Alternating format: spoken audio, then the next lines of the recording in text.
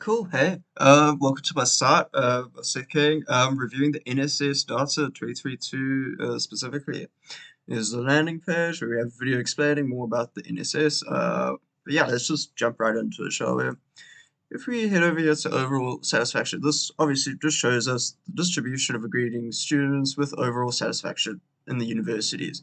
So this is just the general sort of trend of students in the university, what percent of them agree or dislike the university and everything. Quite straightforward, but the results seem pretty good, all things considered, for universities, especially after COVID. I'm happy with those results. Then we can come here, where of course you can just compare the questions to the university space. You can check this overall results of each question here and see the differences and check some questions. Something that I've really enjoyed is looking at like the segments of them. You can see like which questions were asked together. So if I applied 11 here next to 10, you can see the results are relatively similar. I don't know if this is a psychological thing of the people answering the questions at the time, but it's just the results seem always quite scattered across, that when the question numbers are close together, the results are not identical, obviously, but do relate to an extent. This data set looks beautiful. Love that. Um, and everything. So I've had quite a lot of fun just playing around with this. And just checking the data trends and everything and seeing how these questions are really relating to each other. It's been a lot of fun. Um, Geographical locations, this was quite simple. Basically just shows us all the universities in relation to each other, and everything. We can see in the center here, especially where Roehampton is, if I can find us. Um, University of Roehampton, we're here, this massive cluster of universities. I had no clue that there was this many universities just right around us everywhere. It's quite cool. I enjoyed it. Going over here to overall satisfaction, this is probably the most interesting part of the website.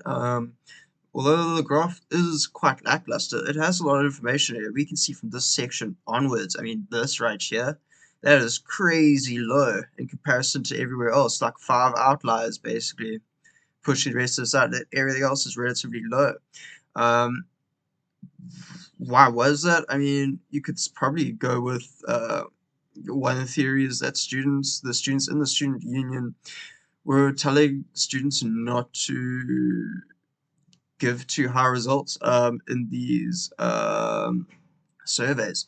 And that does make a difference. The student union basically just didn't want universities raising the prices, which is valid. I agree with that or everything. In case the results are too high, they're going to raise the prices. So this is ultimately very good, but ultimately working against the actual surveys themselves. So quite a cool little social thing that's sprouted out from years of doing these surveys. Quite cool, quite keen to see what happens later on in the years. Going on a bit further, satisfaction in relation to subjects, overall satisfaction in relationship to categories. So this is essentially just looking at each of the subject categories, and then looking at the size of them, like how many students were really doing them and everything like that, and just get a general relation.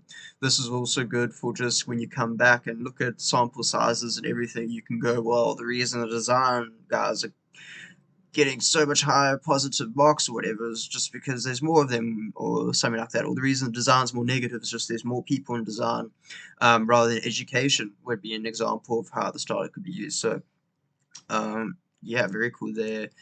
Roehampton's results across all board, file one. Had a lot of fun with this. Not the prettiest graph in the world, but basically just takes you through all the results for Roehampton. Just takes you in a deep dive to them, looking at the percentages of who agreed, who didn't, everything like that. We can see when it gets to the agreed or heavily agreed sections, we can see that like this explodes out. There's a huge deficit here, so arguably good. Go over Hampton for having these big deficits, big gaps in between the lower information and the higher one. Yeah, well done. So it's very cool to see these sort of trends. Would love to just take a line pointer and just draw something here and make it. But yeah, it's also be loving it. Cool. Thank you very much. That's Basat, and I hope you enjoy the rest of your day. Thank you.